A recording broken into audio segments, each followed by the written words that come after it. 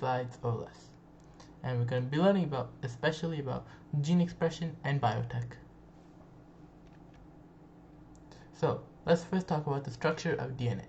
Back in the 50s, scientist Rosalind Franklin figured out that DNA was a very unique shape using a technique called X-ray diffraction.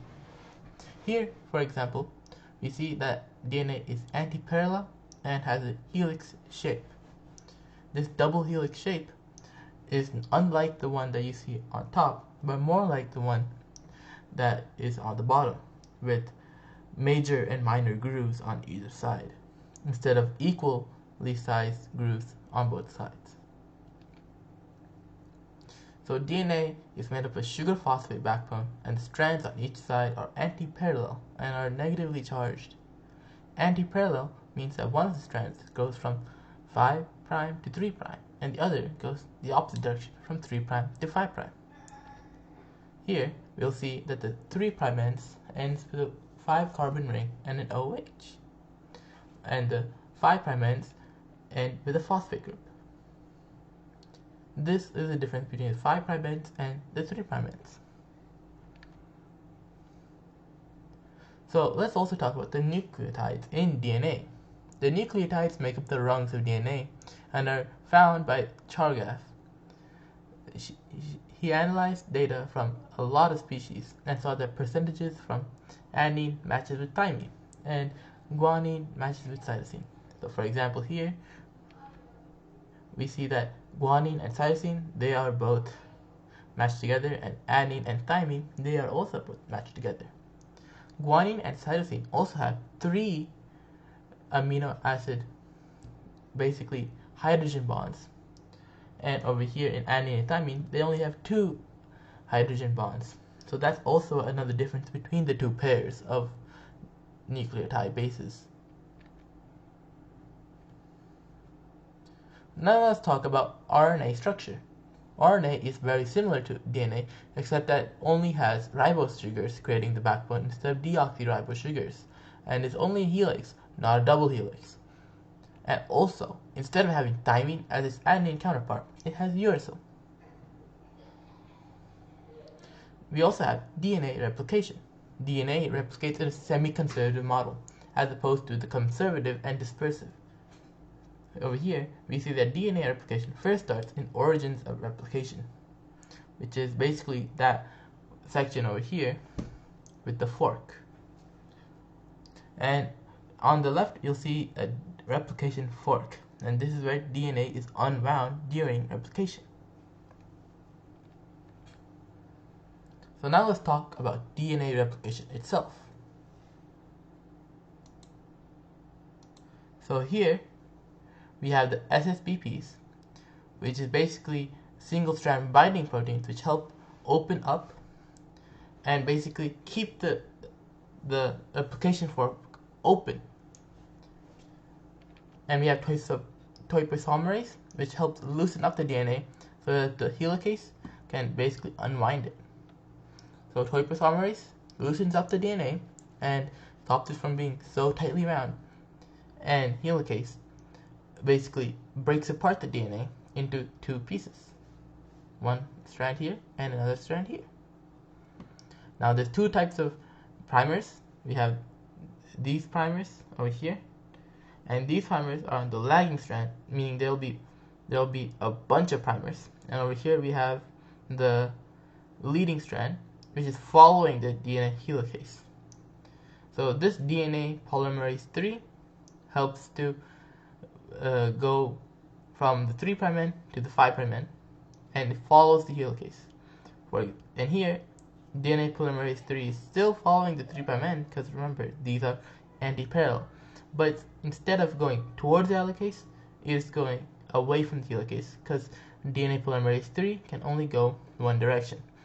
And so this side has to be created in multiple chunks of DNA. So here is the difference between the leading and lagging strand. The leading strand is a strand that follows the helicase, whereas the lagging strand is a strand that goes away from the helicase. DNA polymerase 3 can only have nucleotides from the 3' end, so it must take the DNA in fragments. Fragments are called Okazaki fragments, and are joined together by the enzyme ligase. Now I'll also talk about aging and telomeres. Since DNA 3 can only add nucleotides to the 3' end, replication cannot finish at the start of the 5' end. So, because of that, the DNA becomes shorter and shorter and shorter, and this is where telomeres come in. Telomeres form caps, like these yellow bits over here, around the DNA to postpone the inevitable erosion. And this shortening is what causes aging, because as we see, the DNA gets used up in every single time we replicate our DNA.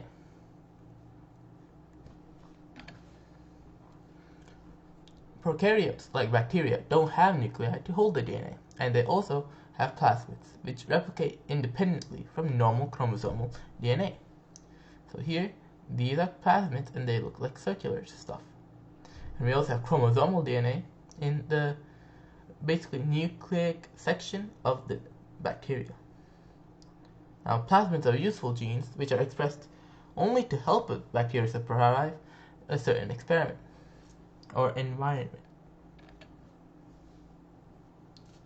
We also have protein creation. Protein creation is what happens in both prokaryotes and eukaryotes with transcription and translation. Both transcription and translation go through 3 stages called initiation, elongation, and termination. Proteins are always created by coding in our DNA, and so DNA is what codes for our proteins that we need. Retroviruses are also viruses which follow the reverse method, and info goes from RNA to DNA. An example of a retrovirus is HIV. Let's start with transcription. Transcription is the synthesis of an mRNA using information from the DNA. There are 3 different types of RNA. There's messenger RNA, transfer RNA, and ribosomal RNA. Transcription. So mRNA molecules formed during transcription are anti-parallel and are complementary to the original DNA strand. So over here we have cytosine and guanine, guanine and cytosine, but you'll see that adenine pairs up with uracil and uracil pairs up with adenine. There is no more timing here. We also use this chart called the codon chart, and helps us to basically figure out what each codon of the amino acid will actually go up to. So here we have UUU, which codes for phenylalanine, meaning 3 U's or 3 uracils in RNA strand probably codes for a phenylalanine amino acid. So the first step of transcription is initiation, as we said before. For prokaryotes, it's when the RNAP or the RNA polymerase attaches to the promoter region in DNA. For eukaryotes, RNAP or the RNA polymerase attaches to the promoter region called the Tata box because it's, made up of thymine, adenine, thymine, and adenine with the help from transcription factors. And then we have transcription using elongation. This transcription using elongation is basically when RNA polymerase goes through almost the same steps as DNA replication, except instead of creating more DNA, it is creating a single strand of RNA. And always goes from the 3' end to the 5' end, just like DNA replication.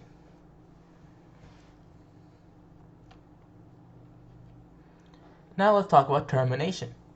Prokaryotes proceed through a termination sequence which releases the newly created mRNA to go through translation, whereas eukaryotes go through a polydenylation sequence, which is usually AA or adenine, uracil, and 3 more adenines, and releases the pre-mRNA. First, they go through a bunch of modifications though. For example, they put the 5' cap, the poly A chain, which is a bunch of adenines from 50 to 250 adenines at the end, and they also do some RNA splicing. So for example, they take out all the introns and join all the exons together. Basically, introns are non-coding regions. Now let's talk about translation or tRNA. tRNA is vital because it is a molecule of RNA which will help carry amino acids towards the ribosome, and mRNA, which is the place where the amino acid attaches to the protein. So over here we have an amino acid, and we also have a ribosome and an RNA. First, it goes to initiation, where the ribosome binds the RNA. Then we'll see we have a tRNA bring what seems to be a methionine amino acid. It matches up with the anticodon and the codon, and it will go into the P step of the ribosome. Then we have another one. This seems to be another amino acid, and it will basically go into the A section. And what's going to happen is these two are going to basically join together towards the A section, and the previous tRNA molecule will go to the exit section or the E section of the ribosome and be released.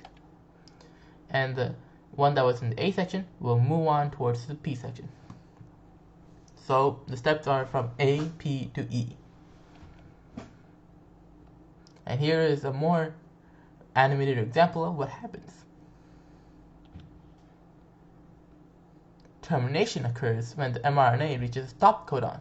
There are 3 different types of stop codons, and they all signal for a release factor, which don't contain any amino acids. And they allow to release the bond from the amino acids, and all of the units disassemble. Let's also review proteins. You may have learned this a long time ago in AP Bio Unit 3 or 4. Here we have the primary structure, which is just the sequence of amino acids, which then, due to their polar or nonpolar attributes, turn into the secondary structures, which include helixes and beta-plated sheets. And then they go to tertiary structure, which is a bunch of helixes and beta-plated sheets into one long amino acid, and this is 3D now. And then over here we have the quaternary structure, which is a bunch of proteins, a bunch of amino acid polypeptide chains, all mixing together to create one singular protein. Here, for example, it is hemoglobin. Now let's talk about gene expression. Genes in both prokaryotes and eukaryotes must be able to be turned off and on depending on what the organism needs, caused by internal or external factors. Gene expression also allows for cell specialization. For example, bacteria have operons, which can be switched on or off. Operons are promoters, and off-on switch the operator and the genes. And these can be turned off to on, which means the operon is inducible, or on to off, which means the operon is repressible. An example of a repressible operon is a TRP proton operon, and the example of an inducible operon is a lac operon, which helps digest lactose.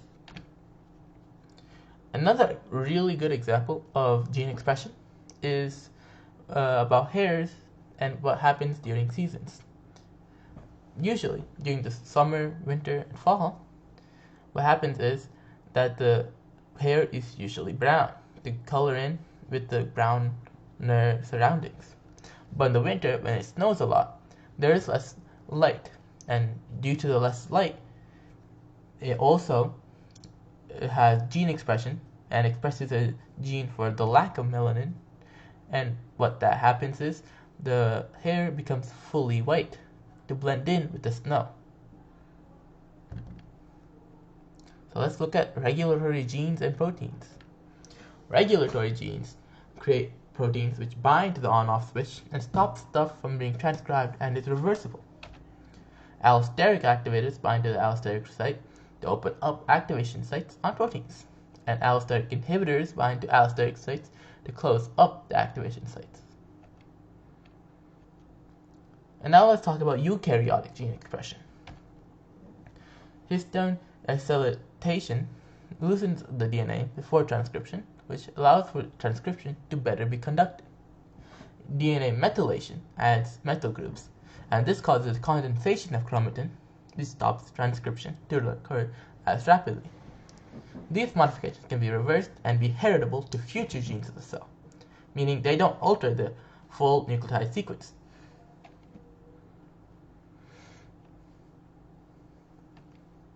So let's go back to our transcription factors. They bind to control elements or non-coding DNA. Expression can be increased or decreased by the number of activators binding to these spots in the DNA. The transcribed pre-RNA can be further modified by RNA processing, which is different from RNA splicing.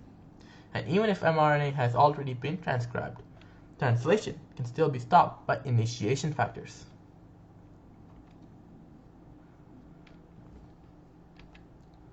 And over here, let's talk about a bit of development. By development, you'll see that all cells are not the same. You have blood cells, muscle cells, and skin cells, which all have different uses. And when you're an embryo, you have only regular stem cells, and they go through differentiation to become use-suitable to one specific cell type. So for example, we have two different types of differentiation. You have induction, when cell-to-cell signals causes gene expression. And you have cytoplasmic elements from the mother cell, which can influence what cells turn into. And both of these go into pattern formation, which is basically the pattern of how most animals and most humans are made. For example, cell-to-cell signals may say that we need more intestine cells during embryonic development, and so the embryo will start creating more intestine cells in order to make up for the lack of it. We also see that there's a programmed cell death in embryonic development, which may seem contrary to its final form, but it is still a key role. You have programmed cell death and allows structures to take form, i.e. fingers, hands, and feet will be webbed without apoptosis. And we also have, of course, mutations. Mutations are just random changes in genetic material of a cell. This is the primary source of genetic variation and is key in evolution. We have two different types, large-scale and small-scale mutations. Small-scale mutations are called silent, missense, and nonsense mutations. And we also have frameshift mutations, and all of them are sometimes pretty bad.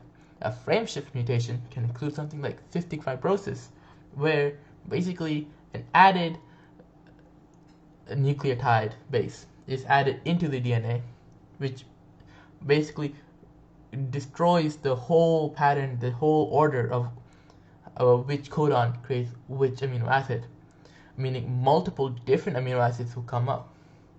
We have also point mutations, and there's two different types. We have silent mutations, meaning when a nucleotide is, differentiated, and because of the fact that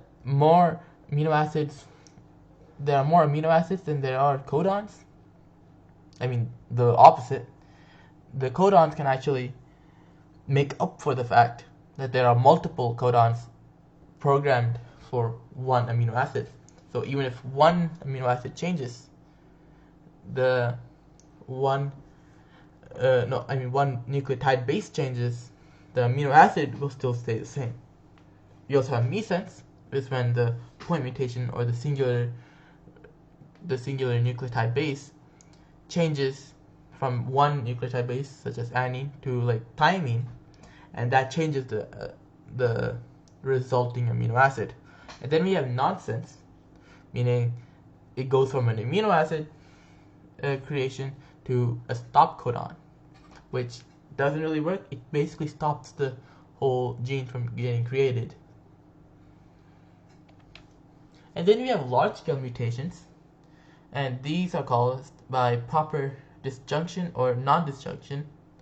And here we have basically what happens is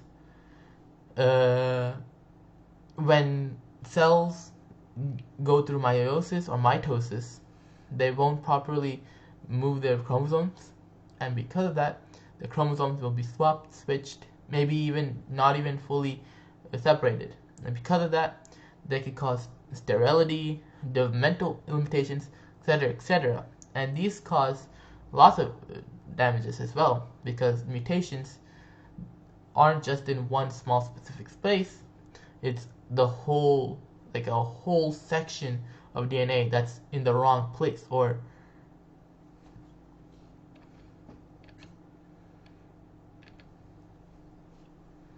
so we also have natural selection and prokaryotic gene transfer. Natural selection makes it so that only beneficial or unharming mutations make it through for the next generation, because they'll die before they get another mate. For eukaryotes, we have mitosis and other things which help us to increase genetic variation. But for prokaryotes, they can basically switch, take genes from horizontal gene transfer. So there's 4 different types. There's transformation, which is taking DNA from another cell. There's transduction, which is viral transmission of a genetic material. We have conjugation, which is cell-to-cell transfer of DNA. And we have transposition, which is movements of DNA segments within DNA molecules. Now we're finally going into biotech.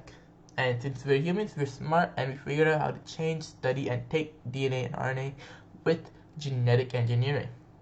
Some examples are gel electrophoresis, is where we separate DNA by size. And another example is DNA sequencing, and here we determine the order of nucleotides in DNA. This is by using the percentages of adenine and thymine and guanine and cytosine in different amounts to see what amount of amino acids are present in the DNA sequence. So here we have gel electrophoresis, and this basically works by putting DNA in gel wells and charging the gel by using electrodes. Since DNA is polarly negative, the DNA will go to the positive electrode. Larger pieces don't move as much as the smaller pieces, so it's a good way to separate a lot of DNA by size. It's like this. And PCR, or polymerase chain reaction, is used to copy and amplify lots of the same segment of DNA. We use synthetic primers to get with a segment of the DNA, and we use DNA replication to get lots and lots and lots of the same segment. This allows us to use gel electrophoresis because now we have enough DNA and enough amounts of the same segment for us to actually manipulate with. Goodbye. That was all of Unit 6 condensed down into 30 slides. I hope you all do good in your tests.